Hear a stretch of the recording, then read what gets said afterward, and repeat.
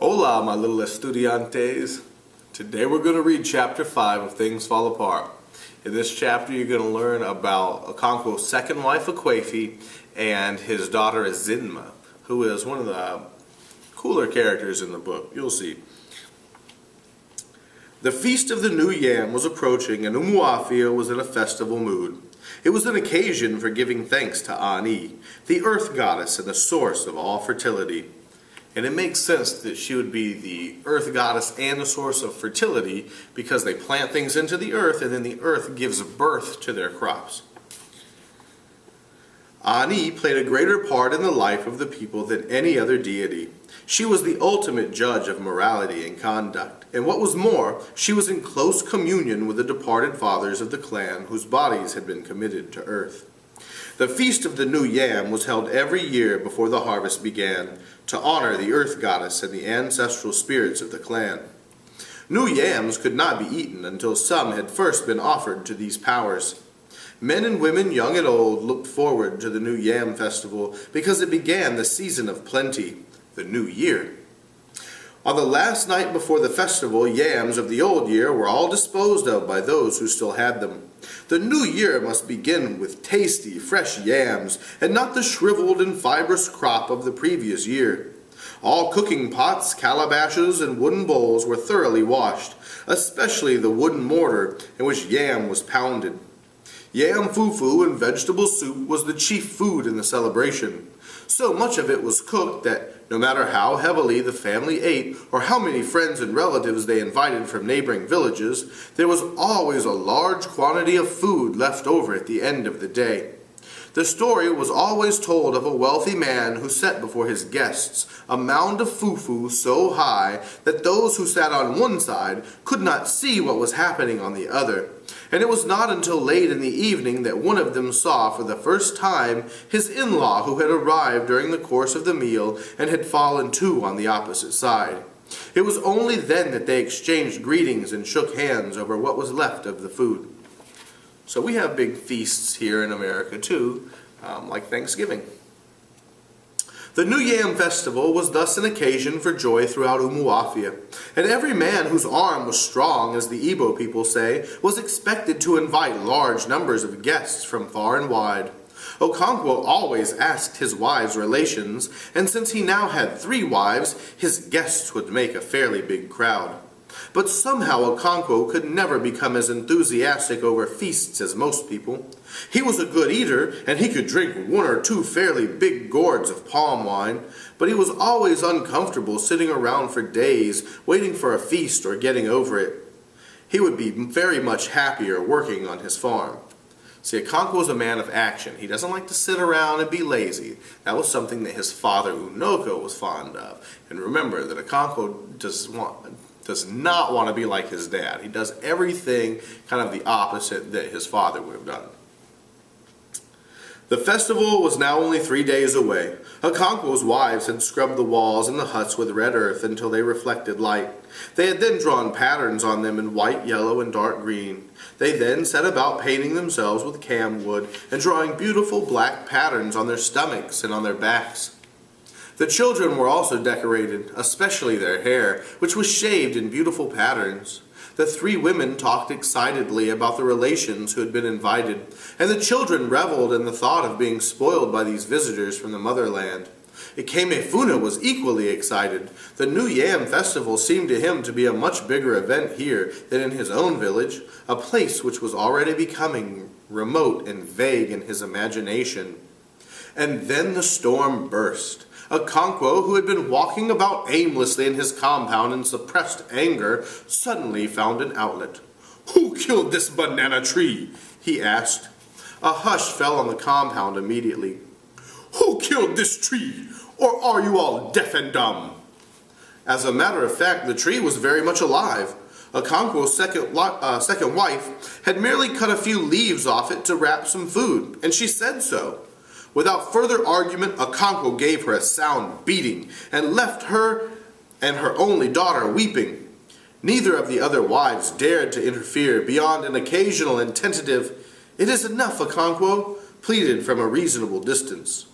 His anger thus satisfied, Okonkwo decided to go out hunting.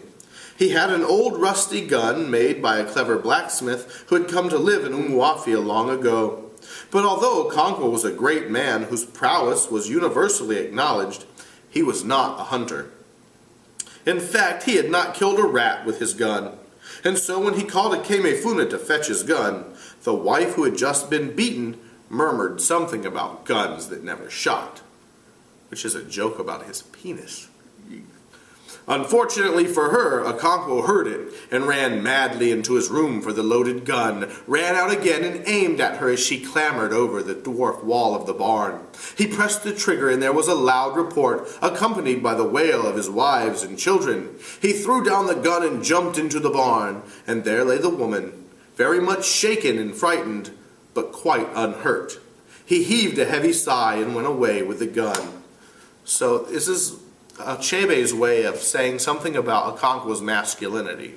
Now, the gun is definitely a metaphor for his manhood, but the fact that he doesn't actually kill her with it, though he's trying to, suggests that even though Okonkwo is very masculine, there's still something missing about his masculinity. In spite of this incident, the new Yam Festival was celebrated with great joy in Okonkwo's household. Early that morning, as he offered a sacrifice of new yam and palm oil to his ancestors, he asked them to protect him, his children, and their mothers in the new year. As the day wore on, his in-laws arrived from 3 surrounding villages, and each party brought with them a huge pot of palm wine, and there was eating and drinking till night, when Okonkwo's in-laws began to leave for their homes. The second day of the new year was the day of the great wrestling match between Okonkwo's village and their neighbors. It was difficult to say which the people enjoyed more, the feasting and fellowship of the first day, or the wrestling contest of the second. But there was one woman who had no doubt whatever in her mind. She was Okonkwo's second wife, Akwefi, whom he nearly shot. There was no festival in all the seasons of the year which gave her as much pleasure as the wrestling match. Many years ago, when she was the village beauty, Okonkwo had won her heart by throwing the cat in the greatest contest within living memory. She did not marry him then because he was too poor to pay her bride price. But a few years later she ran away from her husband and came to live with Okonkwo. All this happened many years ago. Now Akwefi was a woman of 45 who had suffered a great deal in her time, but her love of wrestling contests was still as strong as it was 30 years ago. It was not yet noon on the second day of the new Yam Festival. Akwefi and her only daughter Azinma sat near the fireplace waiting for the water in the pot to boil. The fowl Akwefi had just killed was in the wooden mortar. The water began to boil, and in one deft movement she lifted the pot from the fire and poured the boiling water over the fowl. She put back the empty pot on the circular pad in the corner and looked at her palms, which were black with soot. Azinma was always surprised that her mother could lift a pot from the fire with her bare hands. "Akwefi," she said, "is it true that when people are grown up, fire does not burn them?" Azinma, unlike most children, called her mother by her name. And that lets you know that they have a very special relationship. And you'll find out more about that as you read through the book. "Yes," replied Akwefi, too busy to argue. Her daughter was only 10 years old, but she was wiser than her years. "But Nwoye's mother dropped her pot of hot soup the other day and it broke on the floor." Akwefi turned the hen over in the mortar and began to pluck the feathers. "Akwefi," said Azinma, who had joined in plucking the feathers, "my eyelid is twitching." "It means you are going to cry," said her mother. "No," Azinma said, "it is this eyelid, the top one." "That means you will see something." "What will I see?" she asked. "How can I know?" Akwefi wanted her to work it out for herself. "Oh," said Azinma at last, "I know what it is, the wrestling match." At last the hen was plucked clean. Akwefi tried to pull out the horny beak, but it was too hard. She turned round on her low stool and put the beak in the fire for a few moments. She pulled again and it came off. "Akwefi!" a voice called from one of the other huts. It was Nwoye's mother, Okonkwo's first wife. "Is that me?" Akwefi called back. That was the way people answered calls from the outside. They never answered yes, for fear it might be an evil spirit calling. And that shows you their superstition. Will you give Azimma some fire to bring to me?" Her own children and Akemefuna had gone to the stream. Akwefe put a few live coals into a piece of broken pot, and Azimma carried it across the clean-swept compound to Nwoye's mother. "Thank you, Inma," she said. She was peeling new yams, and in a basket beside her were green vegetables and beans. "Let me make the fire for you," Azimma offered. "Thank you, Ezebo," she said. She often called her Ezebo, which means the good one. Azimma went outside and brought some sticks from a huge bundle of firewood. She broke them into little pieces across the sole of her foot and began to build a fire, blowing it with her breath. "You will blow your eyes out," said Nwoye's mother, looking up from the yams she was peeling. "Use the fan." She stood up and pulled out the fan, which was fastened into one of the rafters. As soon as she got up, the troublesome nanny goat, which had been dutifully eating yam peelings, dug her teeth into the real thing, scooped out 2 mouthfuls, and fled from the hut to chew the cud in the goat's shed. Nwoye's mother swore at her and settled down again to her peeling. Azimma's fire was now sending up thick clouds of smoke.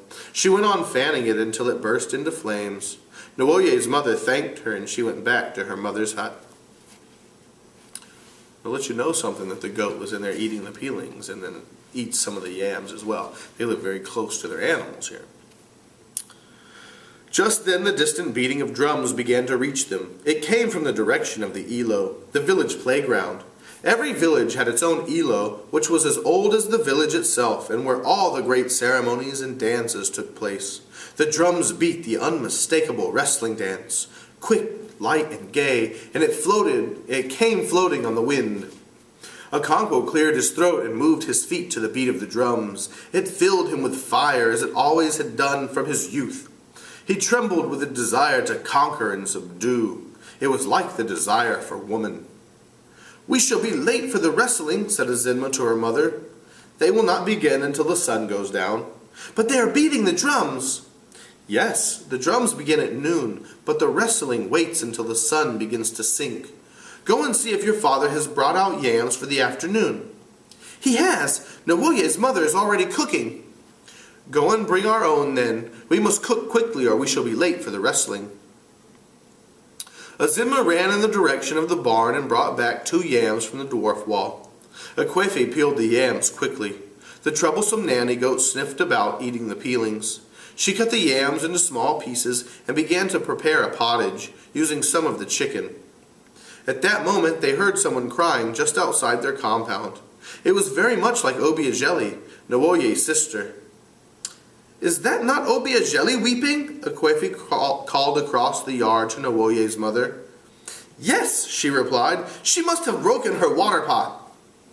The weeping was now quite close, and soon the children filed in, carrying on their heads various sizes of pots suitable to their years.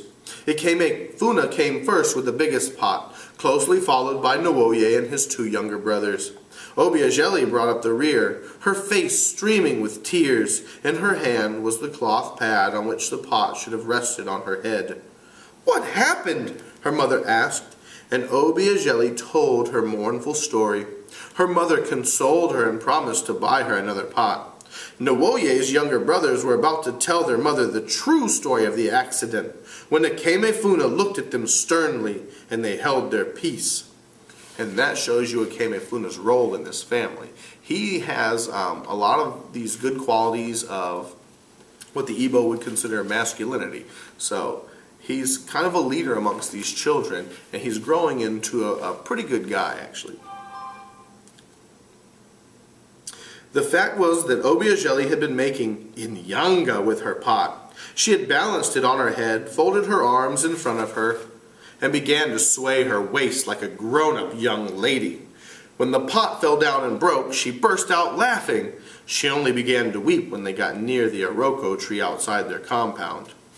The drums were still beating, persistent and unchanging. Their sound was no longer a separate thing from the living village. It was like the pulsation of its heart. It throbbed in the air, in the sunshine, and even in the trees, and filled the village with excitement. Akwefe ladled her husband's share of the pottage into a bowl and covered it. Azimma took it to him in his obi. Okonkwo was sitting on a goat skin already eating his first wife's meal. Obiageli, who had brought it Obiageli, who had brought it from her mother's hut, sat on the floor waiting for him to finish. Azinma placed her mother's dish before him and sat with Obiageli. "Sit like a woman," Okonkwo shouted at her. Azinma brought her 2 legs together and stretched them in front of her.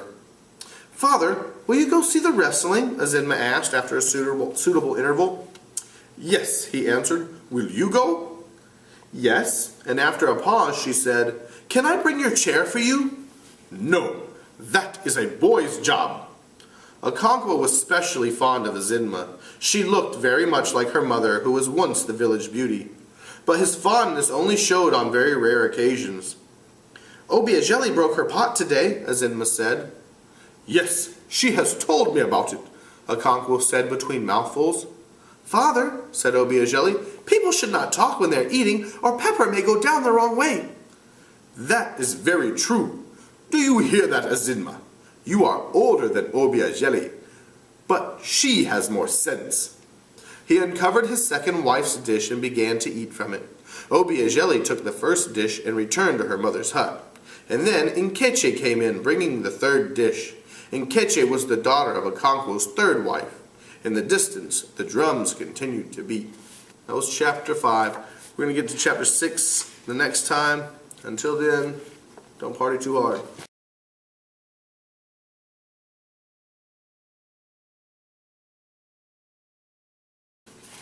And that lets you know a little bit about how the wives feed their husbands there.